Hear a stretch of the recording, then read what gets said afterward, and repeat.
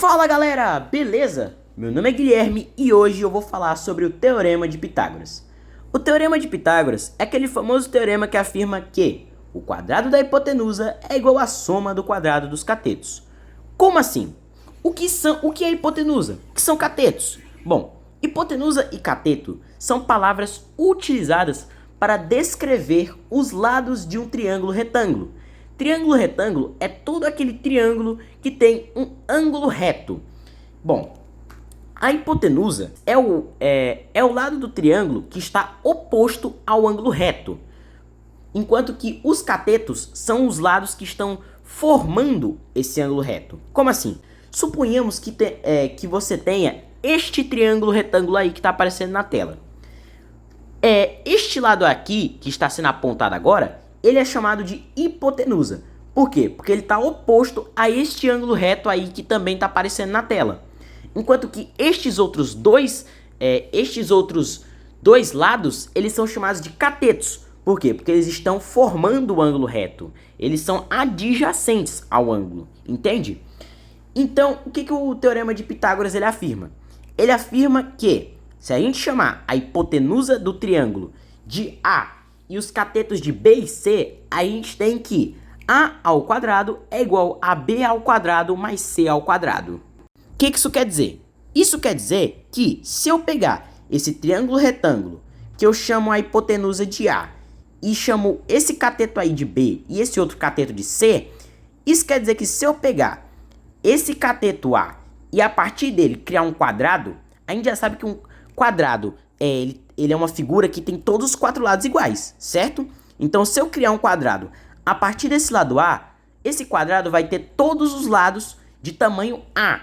E se eu criar outro quadrado a partir desse lado B, todos os lados desse quadrado B, eles vão medir B. E se eu criar outro quadrado a partir desse lado C, todos os lados desse quadrado vão medir C.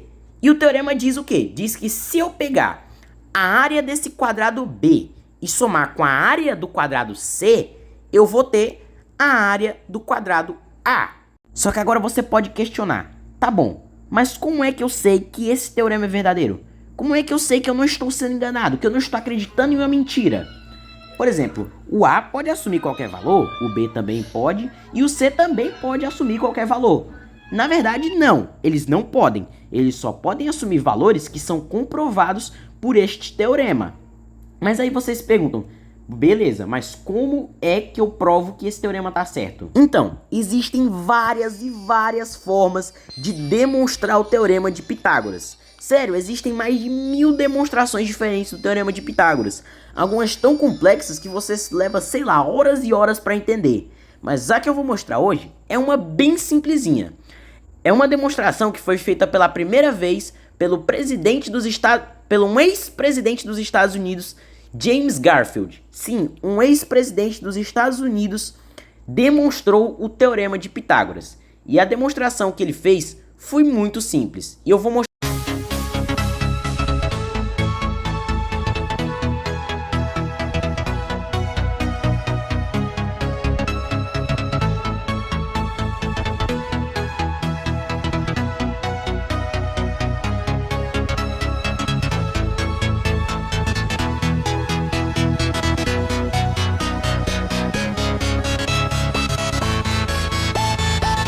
Bom, vamos agora começar a demonstração sem enrolação. Para começar essa demonstração, vamos primeiramente ter que pegar um triângulo retângulo de catetos B e C e de hipotenusa A. Depois vamos criar uma cópia desse triângulo e rotacioná-la, dessa forma que está sendo mostrada. Agora perceba que a gente tem 3 triângulos, 2 triângulos retângulos e um equilátero. Mas perceba também que se eu mover a figura, isso é, se eu rotacioná-la, isso aí, na verdade, é um trapézio. E para calcular a área desse trapézio, existem 2 formas.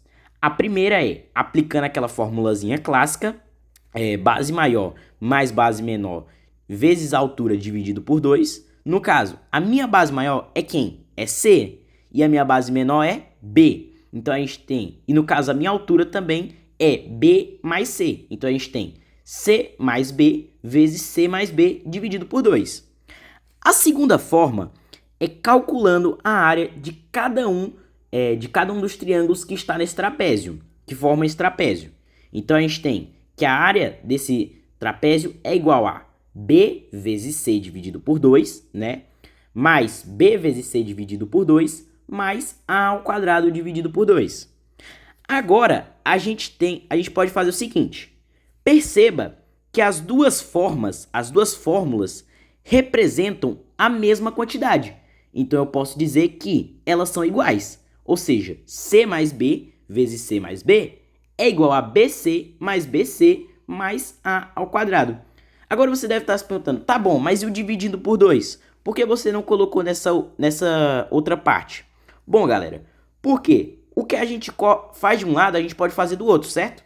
Eu cortei o dividindo por 2 do C mais B vezes C mais B e automaticamente cortei o dividindo por 2 do outro.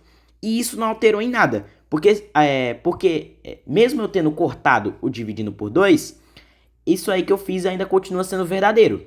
Então agora a gente vai aplicar a propriedade distributiva. C vezes B, C vezes B, BC. C vezes C, C ao quadrado.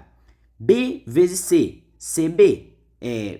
CB mais CB, 2CB. E aí a gente tem, cadê aqui? B vezes B, B ao quadrado. Então a gente tem C ao quadrado mais 2CB mais B ao quadrado.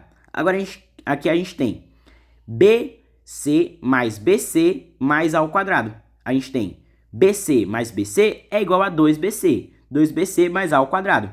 A gente tem aqui C ao quadrado mais 2BC mais B ao quadrado é igual a 2BC mais A ao quadrado. Perceba que a ordem dos fatores não altera o resultado, lembra? Então a gente pode dizer que 2CB e 2BC é a mesma coisa.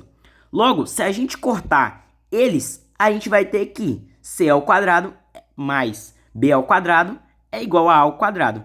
E dessa forma eu acabo de comprovar que o Teorema de Pitágoras está certo. Mas como eu falei, existem várias e várias formas de demonstrar esse teorema.